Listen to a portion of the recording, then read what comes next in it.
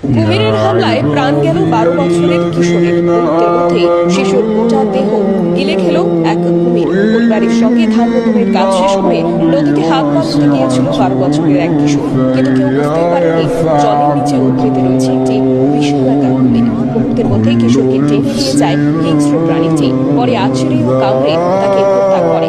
উত্তরপ্রদেশের বাহরাইচ জেলায় ঘটে যাওয়া এই হৃদয় বিদারক ঘটনার ভিডিও ইতিমধ্যেই সামাজিক মাধ্যমে ছড়িয়ে পড়ছে, যা দেখে শিউরে উঠেছেন নেটিজেনরা। মৃত কিশোরের নাম সুনীল সিং। সে বাহরাইচ জেলার বাউন্টি থানার টিকুরি গ্রামের বাসিন্দা। শুক্রবার সকালে পরিবারের সদস্যদের সঙ্গে ধানের চারা রোপণের কাজে ব্যস্ত ছিল সে। কাজ শেষে ঘাগড়া নদীতে হাত পা ধুতে নামতেই আচমকা নদী থেকে একটি কুমির উঠে এসে তাকে টেনে গভীর জলে নিয়ে যায়। সুনীলের আর্তচিৎকার শুনে তার কাকা ও অন্যান্য গ্রামবাসী ছুটে এসে ইট পাথর ছুড়ে কুমিরটিকে তাড়ানোর চেষ্টা করেন, কিন্তু তাতেও কুমিরটি শিকার ছাড়েনি। প্রত্যক্ষদর্শীদের দাবি, জলের মধ্যে নিয়ে যাওয়ার আগে কুমিরটি একাধিকবার কিশোরকে আছড়ে মারে। দীর্ঘ প্রায় 5 ঘন্টা তল্লাশির পর নদী থেকে সুনীলের দেহাবশেষ উদ্ধার হয়। এই মর্মান্তিক ঘটনায় গোটা এলাকায়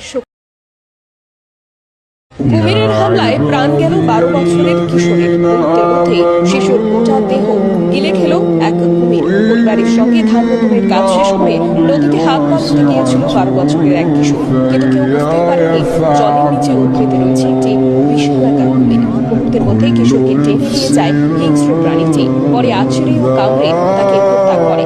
উত্তরপ্রদেশের বাহরাইচ জেলায় ঘটে যাওয়া এই হৃদয় বিদারক ঘটনার ভিডিও ইতিমধ্যেই সামাজিক মাধ্যমে ছড়িয়ে পড়ছে, যা দেখে শিউরে উঠেছেন নেটিজেনরা।